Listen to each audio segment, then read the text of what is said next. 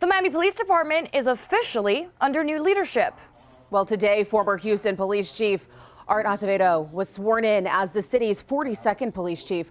Local 10 News reporter Christina Vasquez was there for the ceremony. She tells us what's on the chief's agenda as he gets right to work. Christina.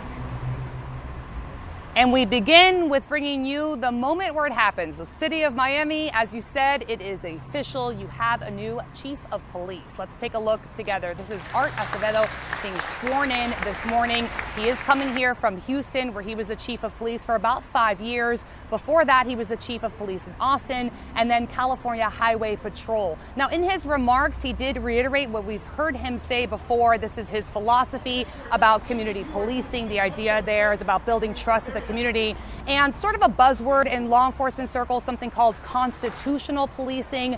The philosophy that guides that is this idea of everyone being treated fairly and law enforcement upholding people's civil rights. He again used some of the language we heard when he was first introduced to us by the mayor and city manager of Miami in March, this idea that he plans to hold what he calls bad cops accountable. He is coming to the city of Miami with a starting salary of $315,000. That's more than he was making in Houston, which is a much larger department. It's also almost $100,000 more than his predecessor, George Kalina. So this comes also as he's jumping to Miami when Houston is facing a rising homicide rate that during his tenure he was unable to curb. So we talked to the chief a little bit about that, and we spoke to Miami's mayor, Francis Suarez. Let's listen in together.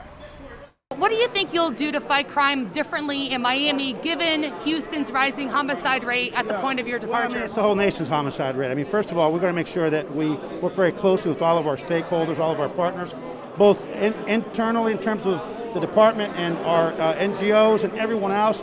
We have to make sure that we have relationships and honest dialogue to make sure we're all rowing in the same direction. And so I've already talked to the state prosecutor. Her representatives are here. We're going to assess what our current programs are, where we can do better, and then we'll take it from there. I feel excited. You could feel the energy.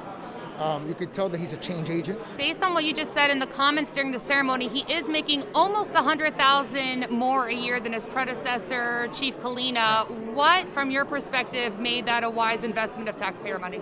Well, it's slightly more than what he's making in Houston. So, we wanted to attract him. To attract somebody, oftentimes compensation is a part of it.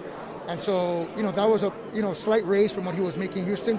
For the years of experience that he has, I think it's totally in line with what he should be compensated.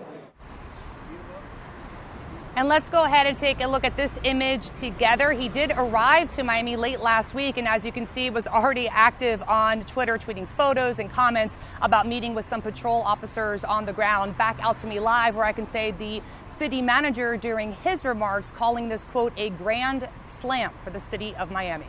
Reporting live for you, I'm Christina Vasquez, Local 10 News.